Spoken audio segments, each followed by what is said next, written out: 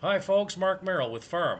Updates now on the Graham Platner situation, his suspension, and not only that, it appears that his wife, Amy Gertner, is knee deep, if not neck deep, in fraud payment receipts. How about that?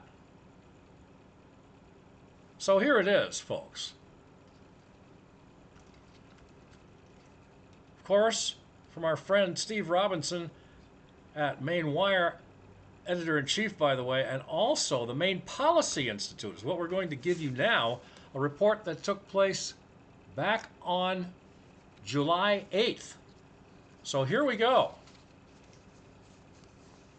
Reading from what you see before you here, ladies and gentlemen.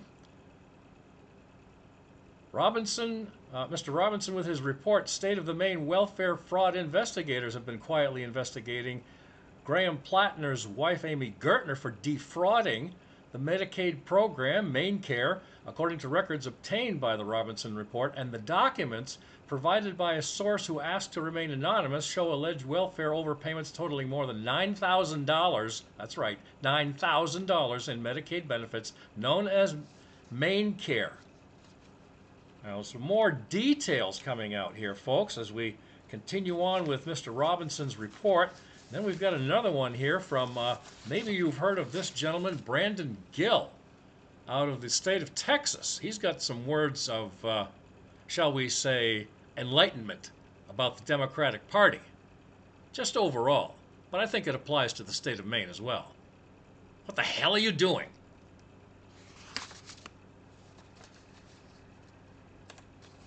So to continue on Mr. Robinson's report here, folks, we'll get to the details here in just a moment. We appreciate your patience on this. We have a post already on Facebook. We'd certainly like to have you check out as well. So, but right now, the way we're going in this direction, Graham Platner's household was being investigated for welfare fraud. This is as of July 8th, by the way. His household being investigated for welfare fraud even as Platner dismissed claims of widespread welfare fraud. Oh, did he really? There he is. There's the culprit. Dismisses it, huh? Among, let me see, how many is it now? I can't keep track anymore. 5, 6, 7, maybe half more than a dozen by the time this is all done, as far as the women that he's assaulted, sexually offended, etc., etc., etc. I digress.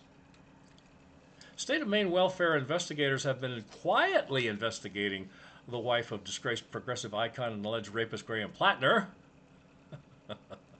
Wow. Hate to have that on my resume. As he defrauded the Maine, she defrauded the Maine Medicare program, MaineCare program, according to records obtained by the Robinson report. So, here's some more gory details, folks. Enlightenment for Maine citizens for a change. According to a fraud investigating recovery incident reported by a Jody Look with an indictment number 2511014. We'll post that on here as well on Firm. Back in November of 2025, complaint investigation, 38 Prescott Drive, Machias, Maine, received by a Jesse Verrill by email. Active since November of last year. Work in progress.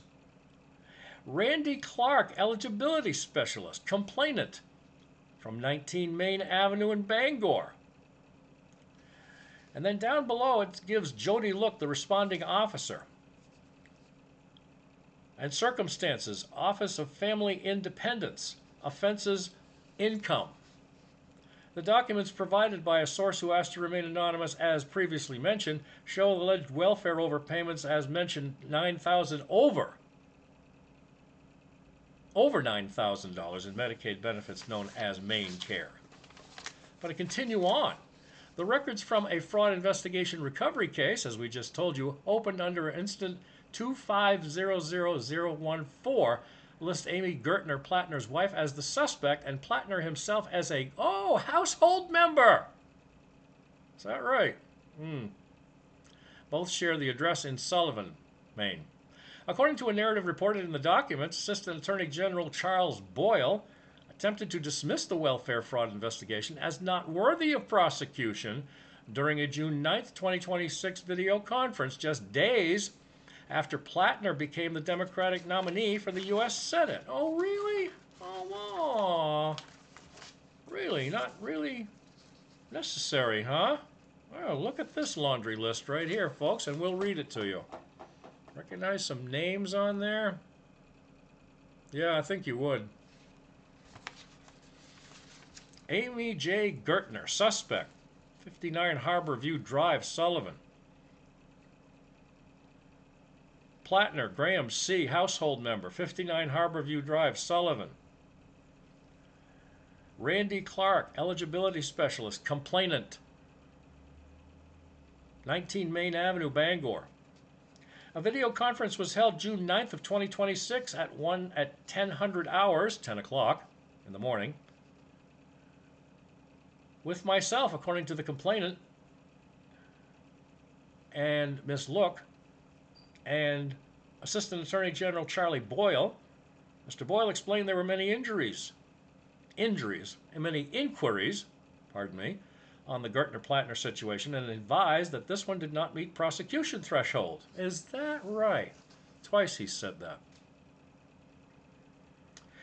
The complainant, Ms. Clark, Randy Clark, reminded him that it did, with an estimated overpayment of $9,000 or more.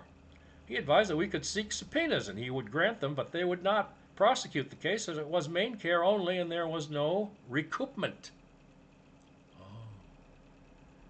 Kind of a technicality, don't you think, folks?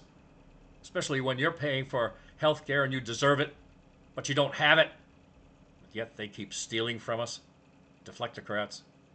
And God knows who else in DHHS and the MaineCare Office of Appropriations at the state highest level. Oh, don't tell anybody. Shh. Right. Ms. Clark, the complainant, reminded him that there was a recoupment process within BRU for MC MaineCare only cases, but he declined to accept the case for prosecution. Oh, gee whiz, it just keeps getting deeper and deeper, doesn't it? According to the memo, a senior fraud investigator reminded Boyle that his argument for dismissing the welfare fraud investigation was in fact false. Boyle then proceeds to tell the fraud investigators that he would grant subpoenas for them, but he'd never prosecute the case as it was MaineCare only and there was no recoupment. The record suggests the Attorney General's office was seeking to downplay or keep quiet, as we just said, a welfare fraud scandal that might embarrass top Democrat politicians. Oh. Give them in a bad light, would it now? Democrats? In a bad light? Yeah. The probe, handled by reporting officer Jody Look, as previously mentioned, was still marked active and work in progress. First filed in November 2025 into mid-2026, which is pretty much where we're at right now, folks. Almost the middle of July. Squarely overlapping Platner's public campaign activities. So that's where that report stands, folks. It's not looking good. But to continue on, Mr. Brandon Gill has some interesting information that he would like to share with all of us, and all of you, for that matter, ladies and gentlemen. So here it is. We can't get it close enough to the screen, but we'll do our best, ladies and gentlemen.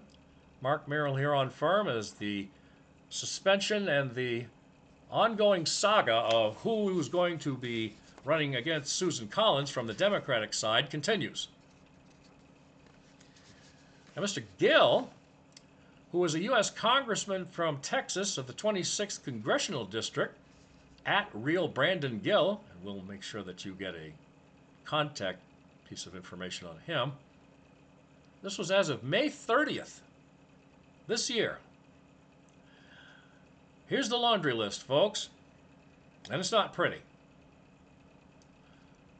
145 Democrats voted against mandating deportation for illegal aliens who commit sex crimes. 160 Democrats voted against mandating deportation for illegal aliens with DUIs, driving under the influence. For those of you youngsters out there under the age of 18, don't get it. You better. 186 Democrats voted against mandating deportation for illegal aliens who commit welfare fraud. 190 Democrats voted against mandating deportation for illegal aliens who harm police animals. Canines on duty. Hello. That rattling a few cages of people who abuse animals. Maybe the ASPCA should get involved. And his last entry, folks, apparently Democrats have literally never met an illegal alien that they didn't want to protect. So that's all from Brandon Gill, U.S. Congressman, Texas, 26th Congressional District from May, the end of May, 2026. Isn't that just lovely? Thought you'd like that. So there it all is, folks, in living color. Mr. Platner. We list him on our car, our firm car, We the People, as a socialist and a Marxist. While Susan Collins continues to promote what she has definitely earned in a long and very honorable time in the United States Congress, United States Senate. In the meantime, folks, stay with us at Firm. Watch for our car out there in the realms of Central Maine. And also, We the People. And contact us anytime on YouTube, X, and our website, substack.com, at MarkFirmNews1. Emails 24 hours a day, 7 days a week, as you can see as well. fairnessinreportingmedia@gmail.com, fairnessinreportingmedia@gmail.com. Stay safe, everyone. Thanks for joining us. Peace to all.